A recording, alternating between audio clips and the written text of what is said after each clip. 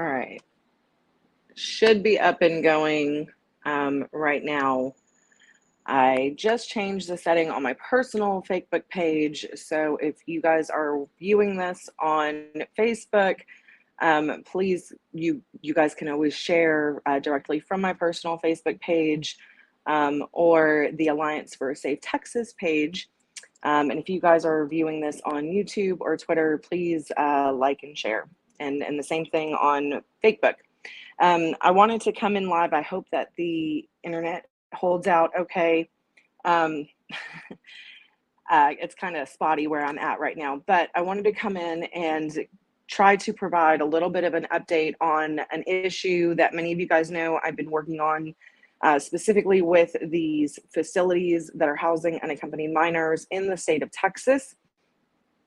We had our HB 5000 that received a hearing last week. I feel like the hearing went very well, but unfortunately, because of how things work in the state capitol, it more than likely is not going to move any further at this point right now, both HB 5000 and SB 572. And so I wanted to just kind of come on and jump on in really quick, and give an update as to kind of what's going on, and also alert to some things that I've been notified on yesterday while at the Capitol and visiting some state legislators' offices that I feel is very concerning. And this ties right into what we are trying to achieve with some of the legislation that we've been trying to work on. And so yesterday and the day before was very hard. It was difficult from the border security aspect of things, especially with Title 42 in just a few hours expected to be lifted, and thousands upon thousands attempting to cross over currently right now, or gearing up to cross over the moment that Title 42 is lifted, because these issues that we're trying to raise the alarm about with regards to these facilities are tied right into what is happening at the border and the sheer number of individuals attempting to cross into the state of Texas and the United States. What we are seeing is a mass influx of trafficking of humans. And along with that also goes with trafficking of children. And it's very difficult. It was very difficult yesterday and the day before to see HB 20, the way that turned out, being killed with a point of order. I am thankful that some, at least the Border Protection Unit, did get put into, in some way, a small form into HB 7.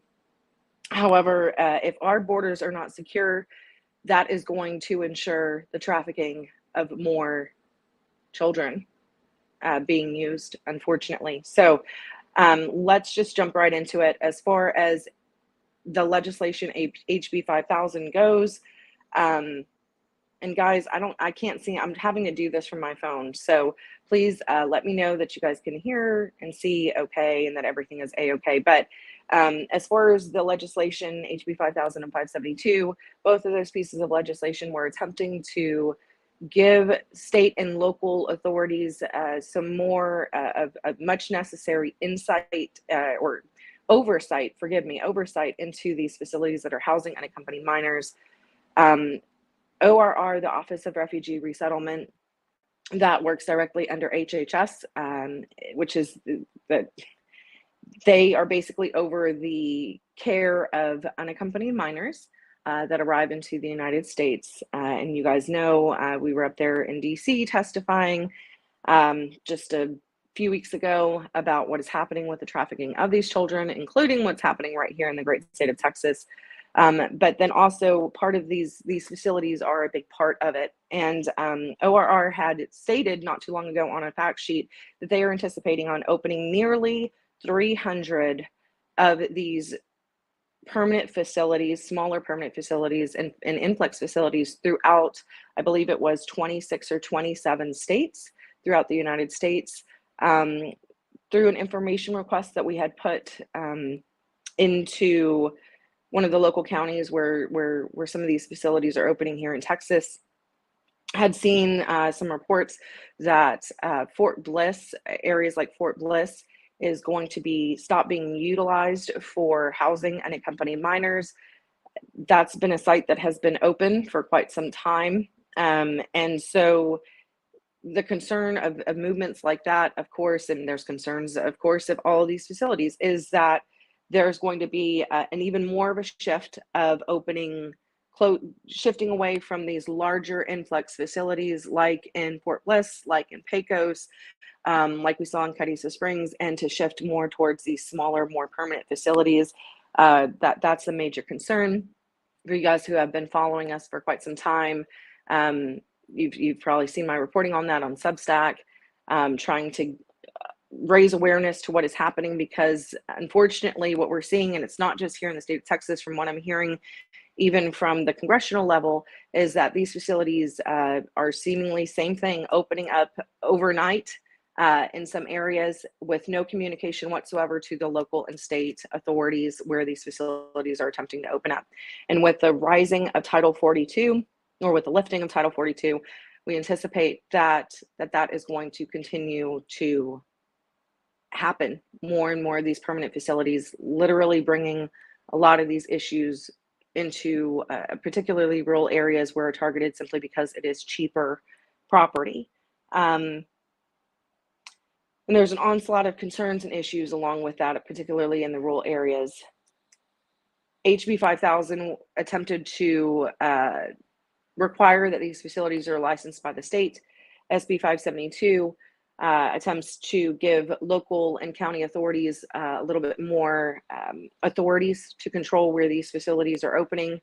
And hopefully we're going to continue to work on that moving forward. If a special session is called, hopefully we can continue working on it then. But if not, we'll definitely be working on it, because I can tell you the state of Texas is far behind other states like Florida. I'm so thankful that Tara Rodas was able to get me connected with the Florida AG's department, and seeing what Florida has in place, the provisions and the codes and the statutes that they have in place to regulate these types of facilities in the state of Florida, that they're continuing to build upon. Since back in 2013, I cannot understand. One of the things that I continually get asked is, why doesn't Texas have this stuff already in place? And I'm like, that's a great question.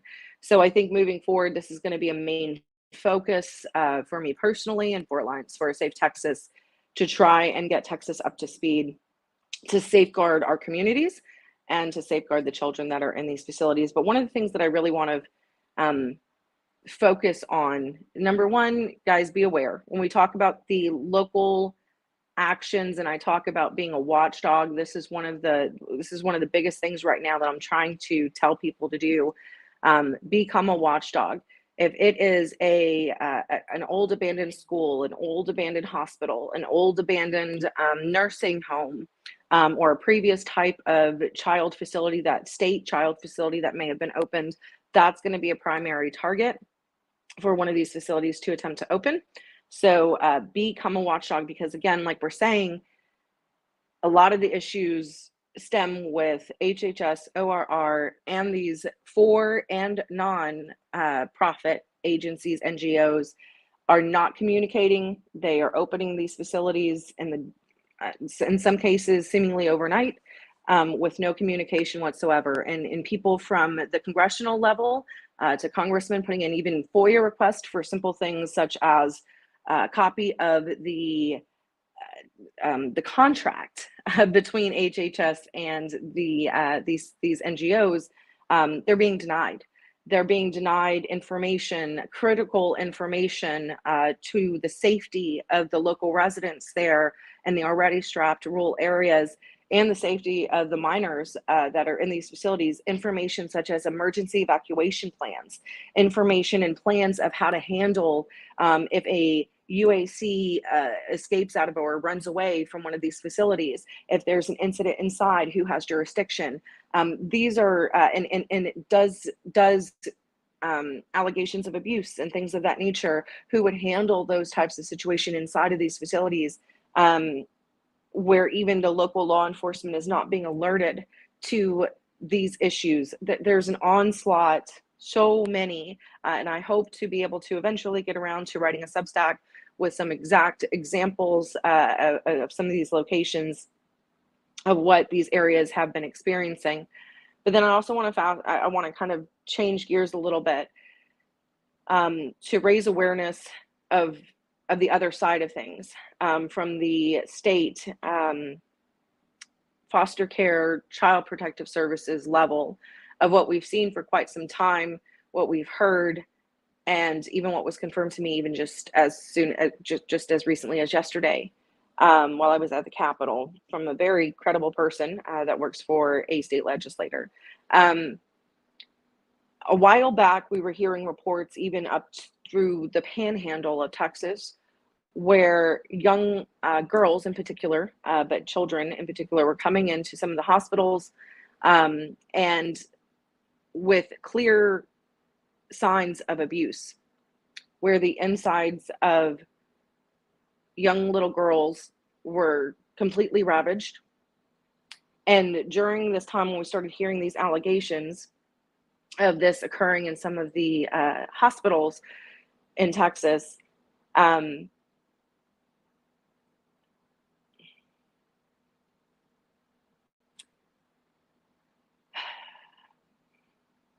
my hope and my prayer at the end of this is that people will come forward. So I'm going to try to get through this. That when these types of information, these types of cases were being reported by RNs and by hospital staff and healthcare staff to agencies like CPS and DFPS, that essentially they were going, these cases and these allegations of clear abuse were being labeled as COVID, were being brushed aside, dismissed, discarded. Nothing was being addressed. That was from quite some time ago that we had heard several cases of that happening, even as far north as the Panhandle in Texas. Yesterday, I was told about a case where this is becoming such an issue that even some legislation has been brought forth by some of these healthcare providers that have seen this so often, including a recent case where a 12-year-old girl was brought into a Texas hospital. She was pregnant, non-English speaking, and when the hospital staff attempted to do what they were legally obligated to do, which is to report, because obviously there's no good reason for a 12-year-old girl to be coming in pregnant. That's definitely a sign of clear abuse. And being a former volunteer counselor, that is something that we are mandated, in healthcare professionals and counselors and teachers and things of that nature are mandated, required to report. What we were being told yesterday was that in this case, just in this one recent case, that this was alerted to state authorities, the proper DFPS, CPS agencies here in the state of Texas, and the healthcare providers couldn't understand why CPS was not interested in taking up the case or following up on it. From what I was told, it sounds like the healthcare providers were not wanting to obviously release this young girl back into the same living situation.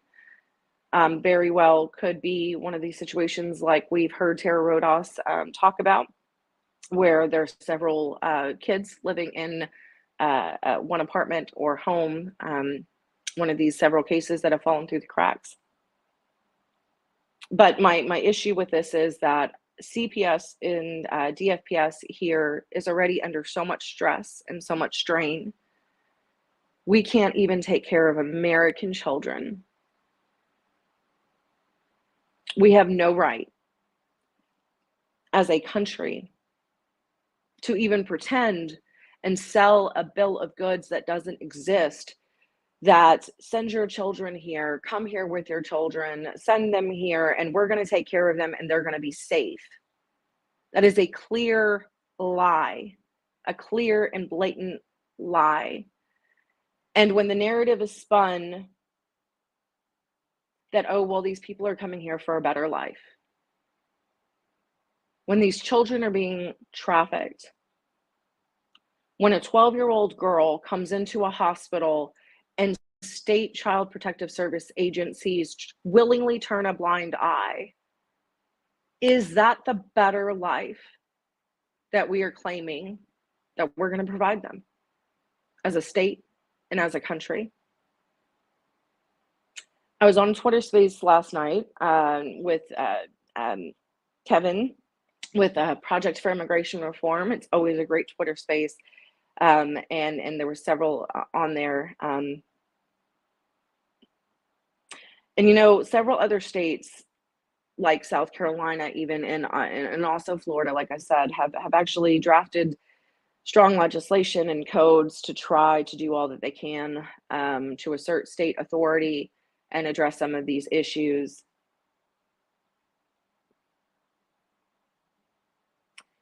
Texas is far behind. And why we can, as a state, legally and constitutionally say, although it's far more difficult given our geographic location and the fact that we have the biggest south chunk of a physical border, we can say that our CPS system, our child care system, our foster care system is so overwhelmed that we can no longer absorb any other unaccompanied minors. We can and we should.